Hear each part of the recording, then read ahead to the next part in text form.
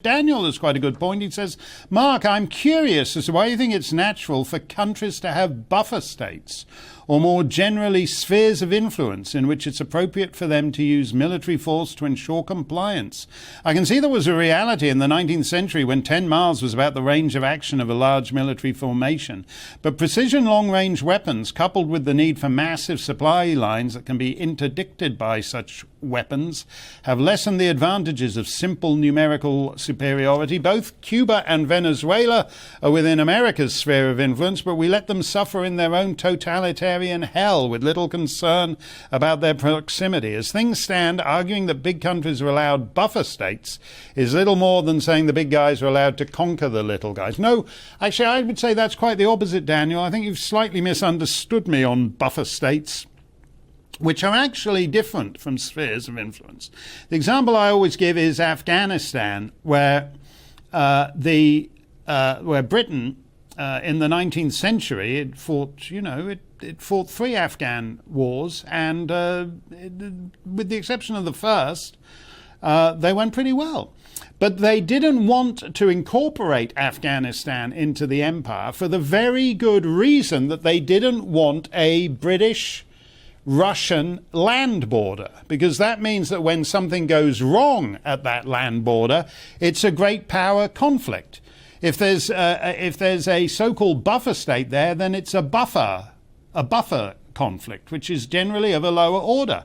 And that's what we've seen in Ukraine. Ukraine realistically should not be forming a land border between the West and the Russian Empire. And that's why right now there are hospitals being blown up and kindergartens being blown up.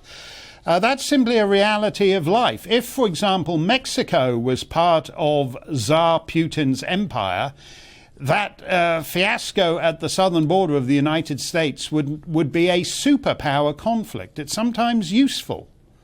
It's sometimes useful to have buffer states so you don't get into the Third World War. Joe says, will somebody please sack Priti Patel? Well, I'll volunteer to sack her, Joe, but I don't think she has to pay any attention to me. There's only one man who can sack Priti Patel. He doesn't seem inclined to do it, although they might fall out for something you never saw coming, some personal difference that you never saw coming. Mark says, who will be the next person to be poisoned by throwing the rattle out of the pram, losing the war, Putin? Well, actually, I was just thinking that. There's a bit of a funny smell here in the studio today, and I was thinking, I've known that smell before. What is it? Is it polonium or is it Novichok? I don't know what it is, but there's something in the air. Brian says, hi, Mark. Did you know that Will Smith was a big slapper? I can't really get interested in this. I suggested to Phelan that I certainly hope when he wins Best Picture that he punches the lights out of Chris Rock or whoever is the Oscar host that year.